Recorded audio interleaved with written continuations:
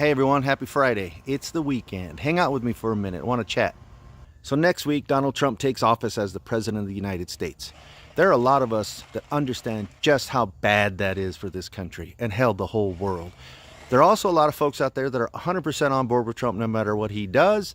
Some of them are just morons because they don't really understand and recognize what's happening around them. And others are in on it, are part of his regime and want his dictatorship. It took Adolf 54 days in Germany to transform a democratic country after he was elected into an absolute dictatorship where he maintained complete and total control. I don't know that it takes Donald Trump 54 days. I think it'll happen quicker.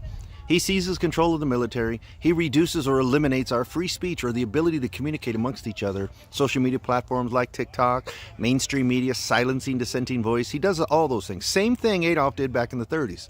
There will be a part of the population that are beating their chests, following along, thinking a lot of this stuff is good. At some point, he's going to go too far. And even some of his supporters will recognize that. But the real question is, what do we do then?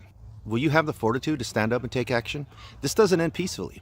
It's a rare thing in history for a fascist regime to be taken down from within. Usually, it's an external force, another country, an invasion, some kind of big ugly war. And I guarantee you, wars are coming.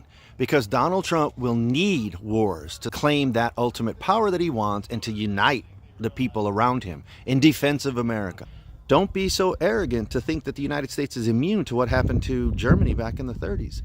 It was a free, open, and democratic state that quickly transformed. Our country is being overtaken by a far-right fascist regime. No and ifs or buts about it. It is happening. Remember this.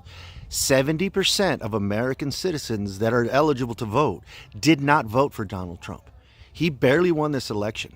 And even of the people that did vote for him, there's only a small percentage of those folks that would be on board to him becoming a dictator. Most of them are just morons that didn't understand what was happening. You need to remember that when the time comes to act. And that time will come.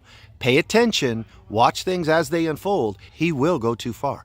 The real question is, will you recognize that and have the fortitude to act? Anyway, folks, have a good weekend. Next week, we're in a different world.